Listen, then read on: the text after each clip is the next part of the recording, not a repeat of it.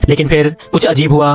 पुल अचानक काले बदबूदार पानी से भरने लगा। उसे उठती सड़ी हुई बदबू ने सबको हिला दिया। परिवार डर गया और तुरंत एक ओकल्टिस्ट तांत्रिक को बुलाया। उसने बिना किसी जांच के ही कह दिया कि यह पानी जमीन के नीचे से आया है और इसमें बस कुछ केमिकल डालने से इसे दोबारा इस्तेमाल किया जा सकता है। परिवार ने उसकी बात पर यकीन कर लिया। उन्होंने पुल को पूरा भर दिया और फिर से इस्तेमाल करने लगे। लेकिन उन्हें ये नहीं पता था कि ये कोई साधारण पुल नहीं था। उस रात के लिए आराम करने के लिए पुल में तैरने गई। वो पानी में शांति से तैर रही थी। अचानक एक बिल्ली पुल के पास आई। वो कुछ सेकंड तक पानी को घूरती रही, फिर अचानक डरकर भाग गई। केली घबरा गई, लेकिन उसने ध्यान नहीं दिया और तैरती रही। थोड़ी देर बाद उसे ऐसा लगा जैसे उसने पुल के किनारे अपने पति पॉल की झलक देखी हो, लेकिन जब उसने ध्यान से देखा वहाँ कोई नहीं था। अचानक पुल की लाइटें अजीब तरह से झिलमिलाने लगी। डर के मारे केली जल्दी से पानी से बाहर निकल गई और जैसे ही वो बाहर निकली लाइटें फिर से नॉर्मल हो गईं। वो सीधे कमरे में गई और पॉल से पूछा, क्या तुम अभी पुल के पास आए थे? पॉल हैरान होकर बोला, नहीं, मैं तो पूरे समय बिस्तर पर था।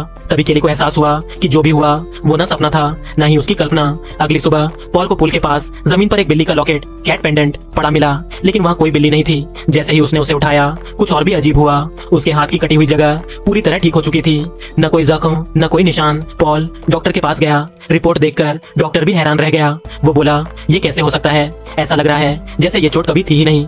केली खुश तो थी कि पॉल ठीक हो गया, लेकिन उसके अंदर एक गहरी डर की लहर दौड़ गई। क्या ये किसी और बुरे चीज की शुरुआत थी? अगले दिन उनकी बेटी एलिया पुल में तैर रही थी, जैसा वो रोज करती थी। अचानक किसी ने पुल में सिक्के फेंकने शुरू कर दिए। वो सोचने लगी कि शायद उसकी बहन मजाक कर रही है, लेकिन जब उसने ऊपर देखा वहाँ कोई नहीं था। एली ने तय किया कि वो उस शरारती को पकड़ कर रहेगी। वो जाकर डाइविंग प्लेटफॉर्म के नीचे छिपने का नाटक करती है। तभी उसने पुल के किनारे एक साया देखा। कुछ पल बाद पुल के ड्रेन से एक धीमी लड़की की आवाज आने लगी। एली ने अंदर झांक कर देखा। उसका पुराना खिलौना वहाँ फंसा हुआ था।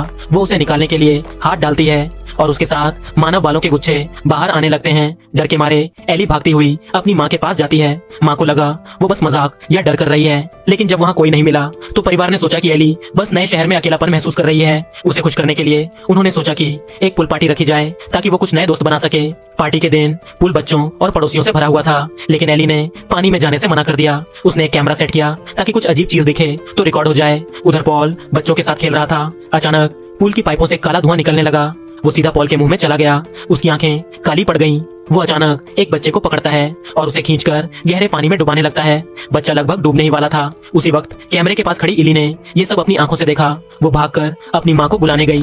तब तक बच्चे के पिता ने छलांग लगाई और अपने बेटे को बचा लिया। एली ने देखा उसका पिता पूल में बेहोश पड़ा है। लोगों ने उसे भी बाहर निकाला और किसी तरह उसकी जान बचा ली। इस पूरे डरावने हादसे से दहशत में आकर परिवार ने पुल को हमेशा के लिए बंद कर दिया।